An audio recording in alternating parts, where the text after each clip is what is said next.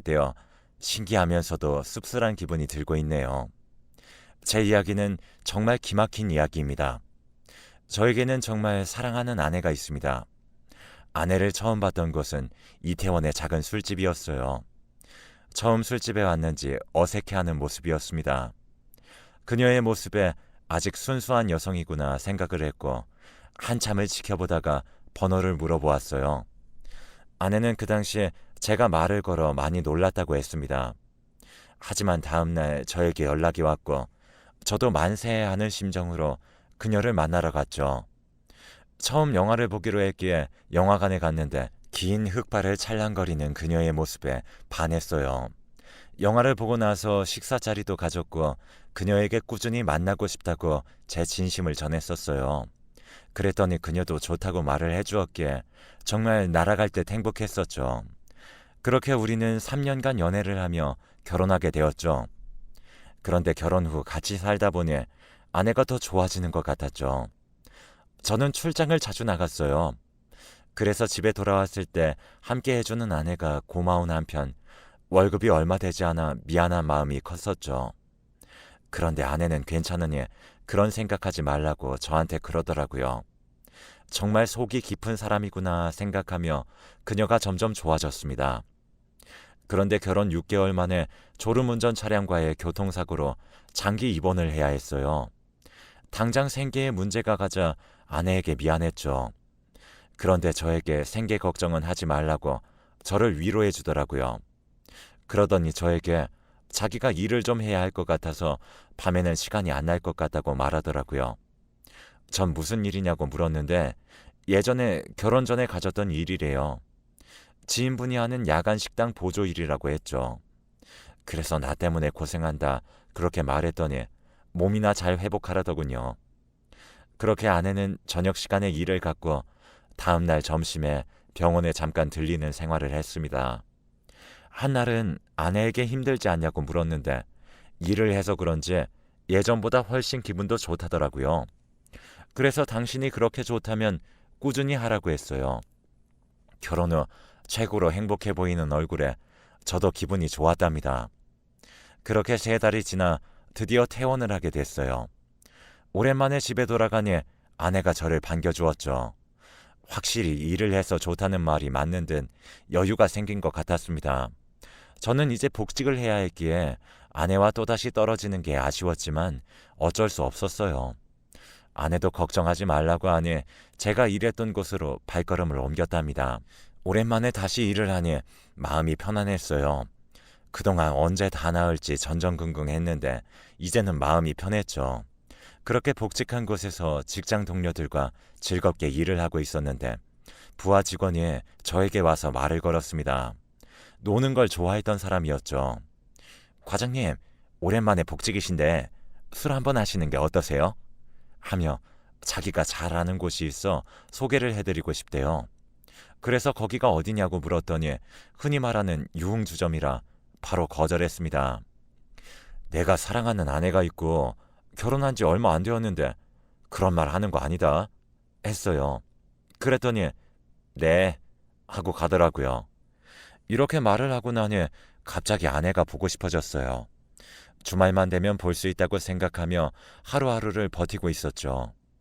아내와는 저녁부터 연락이 잘 안 되고 저는 아침부터 낮까지 안 되니 하루에 10분 통화하는 것으로 만족해야 했습니다. 그런데 그런 아내가 점점 의심스러워지기 시작한 사건이 생겼어요. 잔업이 많아 2주 만에 집으로 돌아왔는데 뭔가 깔끔한데도 어수선한 느낌이 들었죠. 아내는 저에게 웃으며 반겨주는데 이상한 느낌이 계속 들었죠. 그날 저녁 어김없이 일하러 간다는 아내를 아쉬운 마음으로 배웅했어요. 그런데 문득 날이 쌀쌀해졌기에 가져갈 옷을 챙겨야겠다는 생각을 하고 장롱을 열었어요. 장롱 속에는 못 보던 검은 상자가 들어있었고 궁금증이 생겨 열어봤더니 전에는 보지 못한 고가의 액세서리들이 들어있었습니다. 처음 보는 것들에 너무 놀라 순간 떨어뜨릴 뻔했었죠. 하나면 몰라도 여러 개를 가지고 있다는 게 정말 놀라웠거든요. 게다가 겉옷에서 나는 희미한 남자 향수 냄새가 저의 의심을 불러일으켰어요. 대체 뭘 하고 다니는 걸까 궁금해진 저는 내일 일터로 복귀해야 한다는 사실이 아쉽기만 했죠. 복잡한 마음과 갖가지 생각들로 인해 밤잠을 이루지 못했어요. 그런데 아침에 퇴근한다던 아내가 다른 향수 냄새를 풍기며 방으로 들어오는 게 아니겠어요? 하지만 자는 척을 했고 아내는 한치의 의심도 없이 옷을 갈아입었습니다. 그리고 화장실에 가서 씻고 나오더라고요. 전 아내가 씻을 때 몰래 휴대폰을 열어봤는데 예전에는 없던 잠금 화면이 있었어요.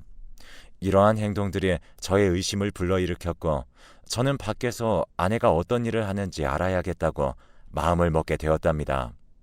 그렇게 아침이 되었고 저는 복귀 준비를 했어요. 가을옷 몇 벌이었죠. 그렇게 늘어나는 고민들을 품고 주간 업무가 시작되고 도저히 생각이 나서 집중을 할 수 없었습니다. 평소와 다른 저의 모습에 부장님도 무슨 일이 있냐고 할 정도였으니까요. 그런데 이런 걸 어떻게 말을 하겠습니까? 점심밥도 대충 먹고 휴게실에 들어가는데 그때 그 부하 직원이 다른 직원들에게 뭔가 보여주며 괜찮은 곳이라고 했어요. 그런데 그걸 본 직원이 저의 눈치를 보며 살포시 다가와 한번 보시라고 말했어요. 저는 내가 봐야 해? 하고 폰을 받았는데 그 속엔 아내의 사진이 들어있는 게 아니겠습니까? 순간 열받아서 부하 직원한테 스토커냐고 했더니 자기가 가는 유흥주점 마담이라고 말을 했습니다. 그 말에 머리가 멍해지는 기분이 들었죠. 부하 직원은 이런 저를 눈치 못 채고 신이 나서 말을 계속하더라고요. 옆에 있던 다른 직원이 눈치를 채고 조용히 시켰어요. 저는 그곳이 어디냐고 물어봤고 부하 직원이 말해준 곳을 휴대폰에 기록해 두었습니다. 사랑하는 아내가 일하는 곳은 유흥주점이라는 사실이 정말 충격적이었어요. 처음에는 생활고로 인해 힘들어서 시작한 게 아닐까 하며 혼자 생각했지만 예전부터 하던 일이라고 했던 게 머릿속에서 미처 떠나지 못했습니다. 직접 확인을 해봐야겠다는 생각이 들었어요. 그래서 계획을 차분히 세우기 시작했죠. 대번에 들이닥치면 아내가 과연 인정을 할까 싶었네요. 증거부터 먼저 확보를 해야겠다는 생각이 들어 주말을 노리기로 했어요. 주말과 함께 월요일부터 수요일까지 그동안 못 쓴 연차를 신청하고 집으로 향했습니다. 평소와 같이 아내가 나왔죠. 저는 아내가 출근을 위해 씻을 때를 노렸고 아내의 폰을 드디어 잡을 수 있었어요. 그런데 잠금이 문제였고 아내의 생일부터 흔히 쓰는 비번들을 다 눌렀지만 열리지 않았어요. 근데 문득 연락을 많이 하면 여러 자리는 불편해하지 않을까 하는 생각에 0을 4번 누르게 되었죠. 그러자 잠금이 해제되면서 안이 보였습니다. 처음으로 들어가 본 건 카톡이었습니다. 그 안은 김 사장, 윤 사장, 박 사장 등의 이름으로 무수히 많은 카톡방들이 존재해 있었어요. 저는 어떤 대화를 나눴나 싶어 들어갔다가 충격을 받게 되었습니다. 그 속에는 아내와 함께 달달한 톡을 하던 남자들이 한가득이었죠. 그리고 이어진 메시지함에서도 비슷한 상황이 벌어졌어요. 언제나 저만 바라볼 것 같고 순수하게 느꼈던 아내의 뒷모습에 소름이 돋았습니다. 이것들이 있다는 사실을 알았으니 오늘 밤 계획을 진행해야겠다고 마음먹은 후 휴대폰을 제자리에 뒀어요. 그리고 그날 아내는 여느 때와 같이 출근을 한다며 밖으로 나갔죠. 저는 출근하는 아내의 뒤를 조심스럽게 따라가며 바라봤어요. 아내를 따라간 곳은 집에서 한참 가야 하는 한적한 동네였습니다. 그리고 두리번거리더니 한 주점으로 들어갔죠. 아직 영업시간이 아닌지 간판에는 불이 들어오지 않았고 이런 사실들을 직접 확인하고 나서야 주점에 다닌다는 사실을 확신하게 되었답니다. 앞으로 어떻게 해야 할지 막막한 기분을 느끼며 집으로 겨우 돌아왔어요. 그런데 정말 잠이 안 오며 자꾸 머릿속으로 이상한 생각을 하게 되었죠. 그 많은 남자들의 번호와 연락, 그리고 주점에 출퇴근하고 있는 아내, 이 모든 정황이 들어맞자 일단 아내의 귀가를 기다렸어요. 그렇게 새벽이 되어서야 집으로 돌아온 아내가 잠이 들었을 때 그녀의 핸드폰을 들고 거실로 조심스럽게 나왔어요. 그리고는 제 폰으로 그 연락처들과 대화 내용을 옮기기 시작했죠. 그렇게 작업이 끝나자 아침 먹을 시간이 되었고 조심스럽게 핸드폰을 가져다 놓은 후 아내를 깨웠어요. 아내는 조금 더 자고 싶다고 이불 속에서 나오지 않았고 저도 긴 말하지 않고 알겠다고 했어요. 홀로 아침상을 차려 챙겨 먹은 후 복귀 준비를 했죠. 물론 연차를 사용했기에 복귀는 하지 않지만 아내를 속이기 위해서는 이 방법밖에 없다고 생각을 했거든요. 아내는 제가 복귀해야 한다고 짐을 챙기자 묘하게 반기는 얼굴을 하더라고요. 괜히 기분이 나빴지만 이렇게 일찍 가서 미안해하였고 그렇게 집을 나선 저는 차로 가서 아파트를 지켜보았어요. 제 차는 알 거라 생각했기에 저 멀리 주차를 한 후 밴을 렌트해 아파트 단지에 주차를 했거든요. 한두 시간 정도 지나고 나니 아내가 딱 달라붙는 원피스를 입고 나오는 모습이 제 눈에 들어왔어요. 그리고 아파트 단지를 빠져나가려고 하길래 저도 차 시동을 건 후 조심히 따라갔죠. 아내는 택시를 타고 어디론가 갔어요. 그렇게 아내를 따라가자 익숙한 장소들이 눈에 들어왔습니다. 이곳은 바로 아내와 연애 시절 함께 데이트를 했던 곳으로 인적이 드물었기에 사람 눈을 피해 만나기 정말 좋았던 곳이었고 저는 아내에 대한 배신감이 정말 심하게 느껴졌어요. 멀리서 아내가 누구를 만나는지 지켜보는데 익숙한 얼굴을 가진 남자였기에 충격이었죠. 바로 저에게 함께 가보지 않겠냐고 말했던 그 부하 직원이었거든요. 제가 결혼하고 입사를 했기 때문에 제 아내를 모를 수 있지만 아마 다른 사람들이 말해주지 않았을까요? 그런데도 이렇게까지 만난다는 건 정말 상상도 할 수 없었습니다. 저는 이러한 모습을 모두 휴대폰에 증거로 남겨놓았어요. 아내는 환하게 웃으며 그에게 팔짱을 꼈고 그 부하 직원도 제 아내의 손을 잡더라고요. 정말 그때의 기분은 최악이었어요. 둘은 공원을 한참 걷더니 카페에 가서 서로 먹여주는 행동도 하기까지 이르렀죠. 내가 그동안 아내한테 뭘 그렇게 못해줬나 하는 생각이 들었어요. 처음 이렇게 사랑했는데 배신을 당한 기분이 들었죠. 전 이들에게 복수를 해주고 싶은 생각이 많이 들었습니다. 그렇게 이틀에 걸쳐 아내를 따라다닌 결과 총 3명의 남자를 만나고 있다는 사실을 알게 되었어요. 아내의 핸드폰 내역을 본 결과 아마 가장 연락을 많이 한 3인이 아닐까 생각했어요. 이제 이 사람들을 어떻게 할까 하다가 제가 당한 만큼만 해주자 생각했었죠. 저는 제가 모은 증거들을 토대로 이혼 전문 변호사를 찾아갔어요. 이미 연락부터 사진 등 증거물이 다양했기 때문에 충분히 승소가 가능한 상황이었죠. 하지만 그렇다고 안심을 할 수는 없었기 때문에 지금부터 모든 행동은 변호사와 상의를 하고 움직이기로 했어요. 먼저 아내에게는 평소 하듯이 행동하기로 했었죠. 아내는 주말에 제가 갈 때마다 저를 사랑한다는 듯이 행동했지만 이미 모든 것을 본 저라서 그녀를 믿지 않았어요. 하지만 의심을 받는 건 싫었기에 그녀를 아직 사랑하는 척 해야 했죠. 그녀는 매일 밤마다 출근을 했고 그럴 때마다 어디 끝까지 다녀보라는 생각을 했어요. 그리고 며칠이 지나 변호사와의 상의 후 진행했어요. 바로 아내에게는 이혼 소송과 남자들에게는 미자료 소송이었죠. 간통죄가 사라졌기 때문에 실질적으로 아내가 처벌받게 할 수 없어서 남자들에게 소송을 진행했어요. 송장을 받고는 놀라서 저에게 연락이 오더라고요. 아마 아내를 통해 알아내지 않았을까 생각했어요. 그런데 그들이 하는 말은 하나같이 똑같았어요. 자기들은 제 아내가 유부녀인 줄 몰랐대요. 만약 알았더라면 접근을 하지 않았을 거예요. 라고 말을 하더군요. 하지만 제가 그들을 어찌 믿겠습니까?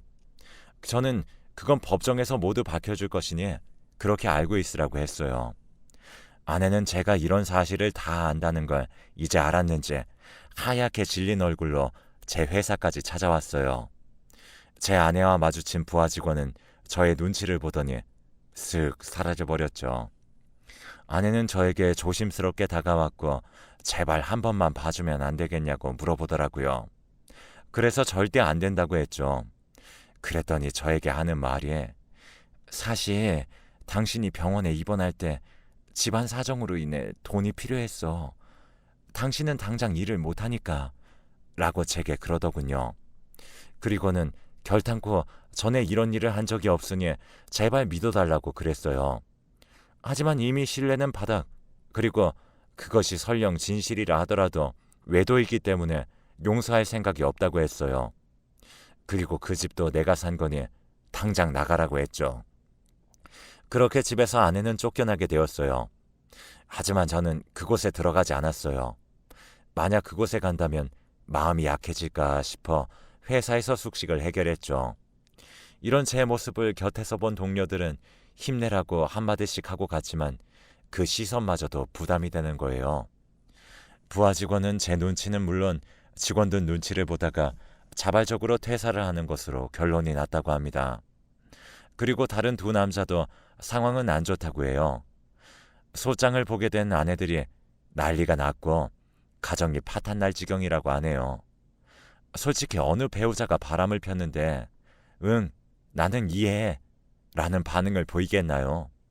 오히려 그게 문제가 있는 행동이 아닐까 생각해요. 자신들도 지금 일이 커졌다고 느꼈는지 제가 일하는 회사를 찾아오셨어요. 하지만 저는 그들에게 차갑게 쏟아냈어요. 왜 유부녀인 걸 알면서 바람을 핀 거냐? 당신들은 지금 하고 있던 것을 그대로 다시 받는 것이니 나를 원망하지 말라고 하고는 공장으로 걸어 들어갔어요. 뒤에서는 저를 붙잡는 소리가 들려왔지만 모른 척 했답니다. 사실 아직도 생각하면 왜 직장까지 와서 저럴까 생각했어요. 이들과는 영원히 보고 싶지 않다는 생각을 했었어요. 그렇지만 앞으로 부딪혀야 했기에 또 보리라 생각했죠. 그렇게 1년이 지났고 아파트는 팔아 개인 원룸을 전세 내고 들어갔어요. 그 차액은 모두 은행 계좌에 넣어놓은 상태였죠.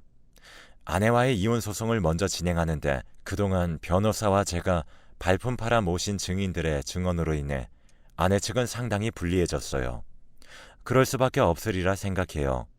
아마 아내가 어릴 때부터 함께 지내온 사이라 서로에 대해 잘 알지 않았을까 생각하고 있어요. 제가 데리고 온 증인은 그 가게에서 일하던 종업원들이었으니까요. 아내는 그곳에서 일을 하며 지냈다고 해요. 이혼을 하는 마당에 이젠 거리낄 것도 없다고 생각했겠죠.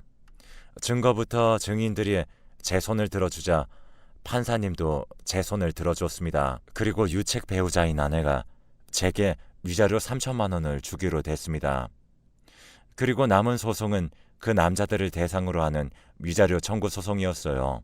내가 당신들 때문에 이렇게 힘들었고 가정이 파탄났으니 너희도 위자료를 달라라는 소송이었죠.